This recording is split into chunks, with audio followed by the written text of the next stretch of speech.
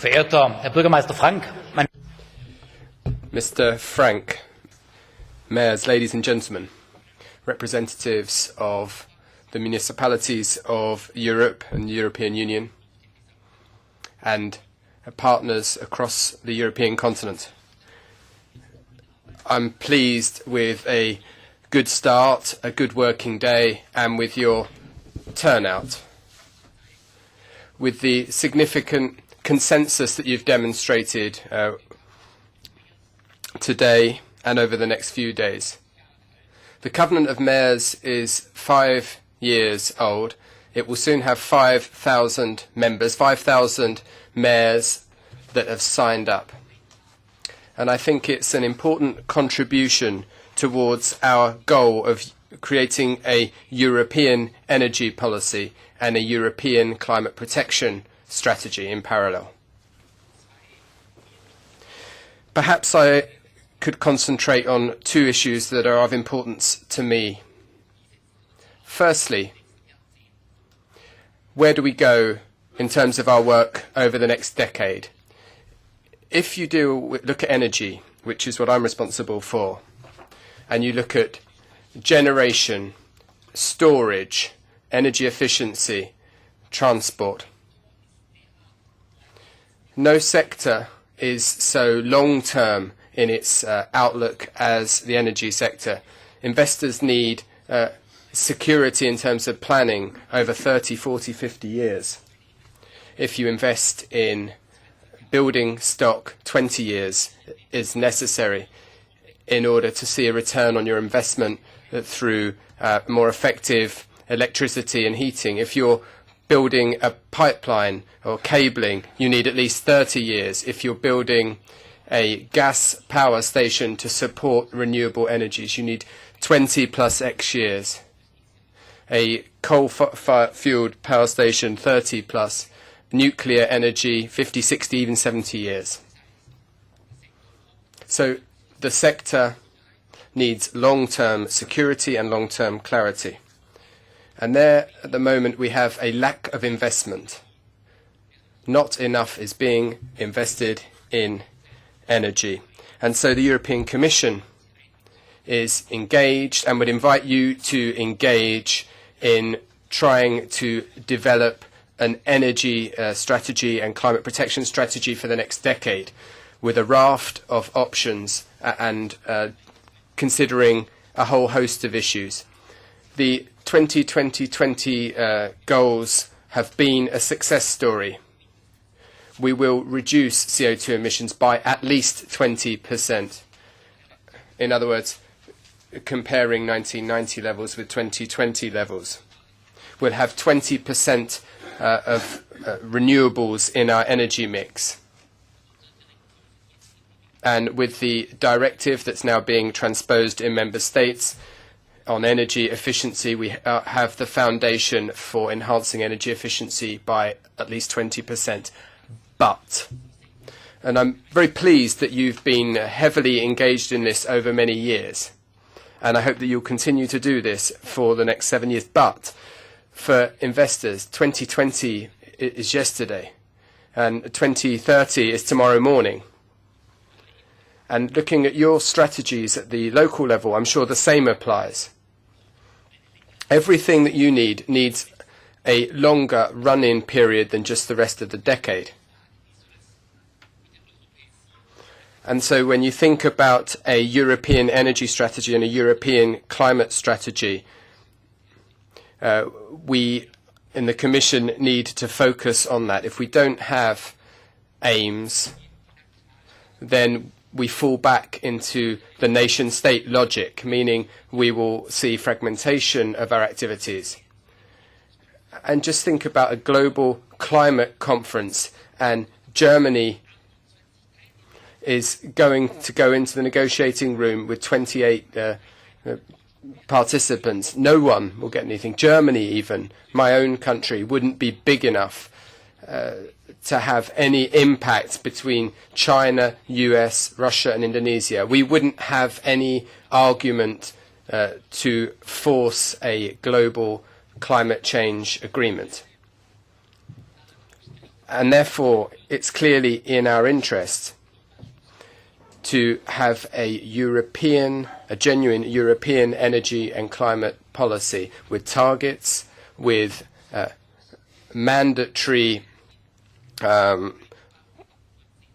projects to enhance renewables and to reduce CO2. And remember that the 2020 goals were decided in 2007, and the crisis was far away. At the time, the member states didn't have any real budget problems. We weren't talking about stagnation, recession, and depression. We had better labour markets at the time.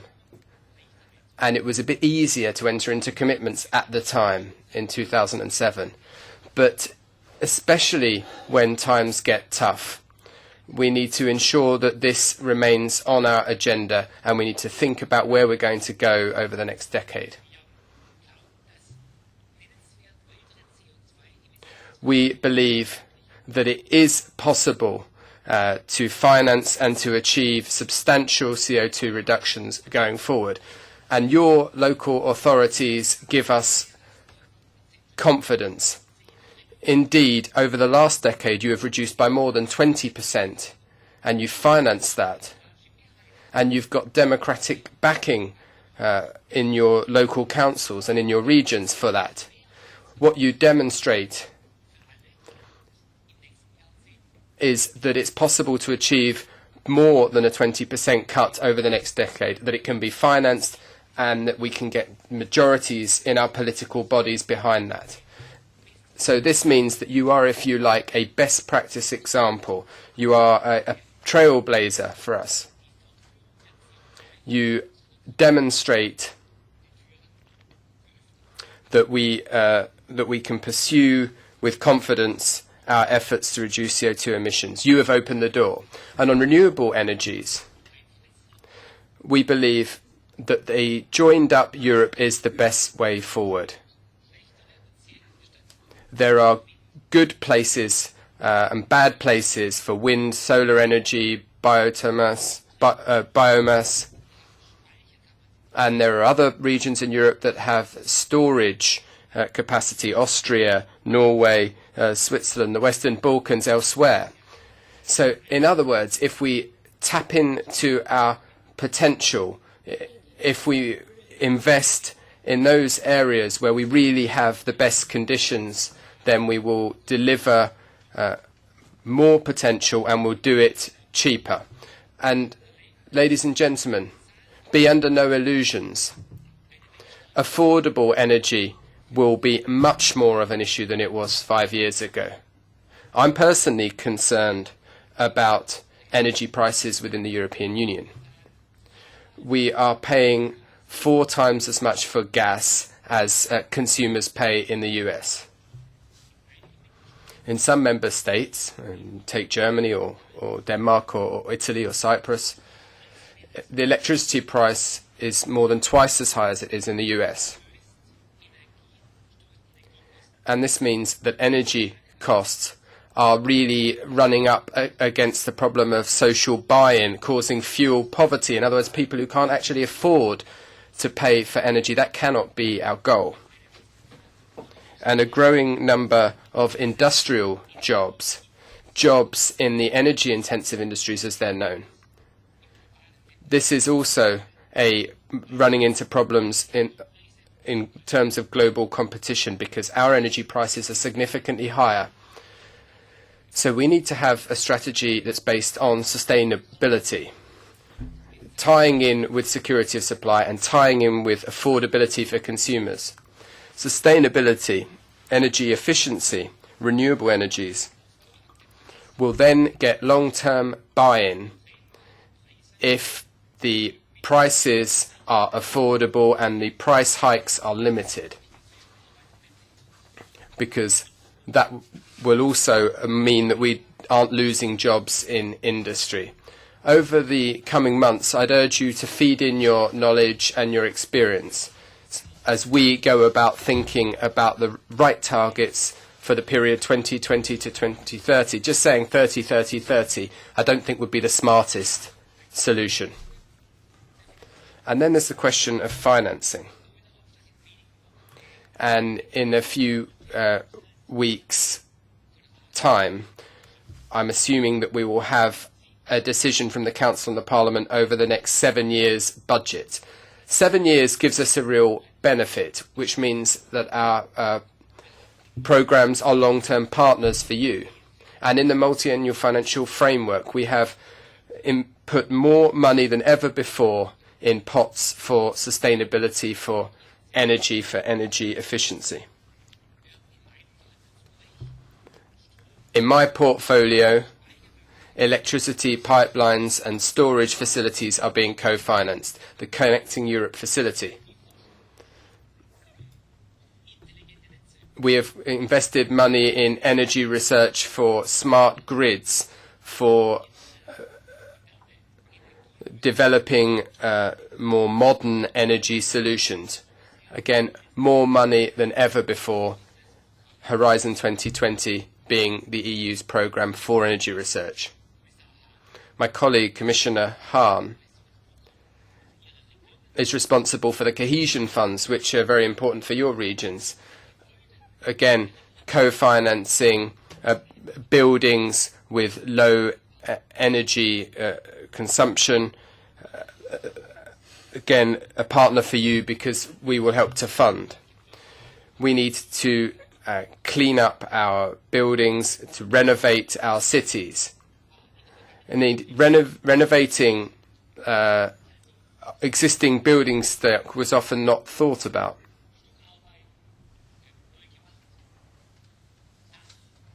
We had, for example,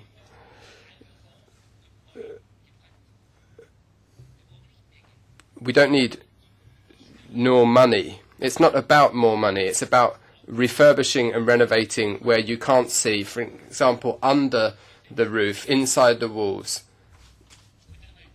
new windows, new boilers for producing hot water, smart metering. And when you add in the EU funds to national funds and to private funds, then we can move forward with building renovation more quickly. Existing buildings are responsible for 40% of energy consumptions and almost 40% of CO2 emissions.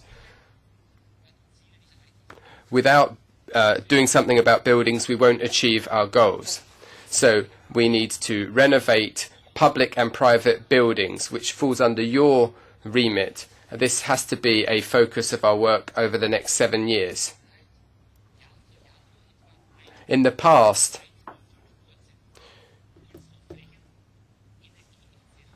we renovated just 1 to 1.5% per year of our building stock to make it more energy efficient.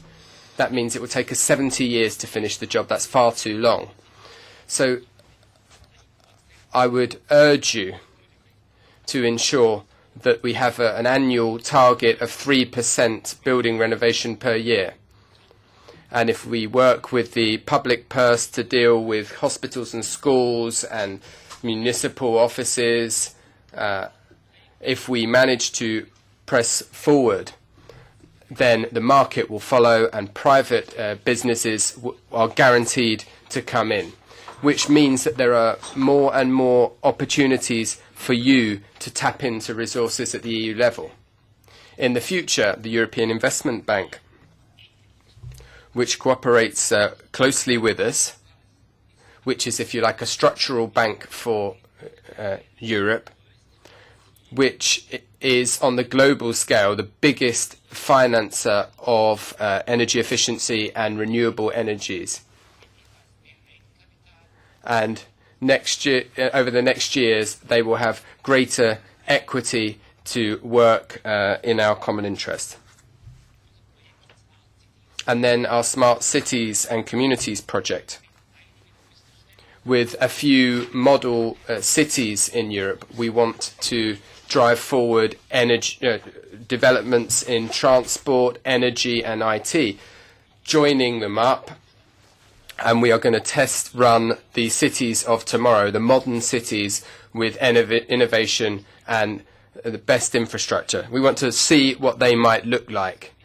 And this is not something we're going to do without you or against you. We need you on board, because Brussels is a long way from what's happening on the ground in Europe. National governments and the European Union can establish the frameworks within which we operate. We can decide on goals, but implementation can only be delivered on the ground. And so we have 5,000 mayors, as I said, coming together in the covenant of mayors. And I think there is a very powerful statement there. And your ability to act enhances our effectiveness. And the fact that President Barroso is here, the fact that the Commission is here, demonstrates that after 5 years we want to see the covenant to go on. We want 5 years to become 10 years, and we will continue to work with you on the way to a sustainable, environmentally friendly and energy secure Europe, where energy helps to deliver social prosperity, helps to deliver competitiveness, and helps to deliver sustainability. So have a very constructive few days. Enjoy your time in Brussels with the events you've got laid on. And thank you very much for your work over recent years. And Mr. Frank, thank you very much for the new signatures, the new signatories, the new members. 5,000's a lot. But there are several more thousand local authorities who can be won over yet. Thank you very much, and all the best.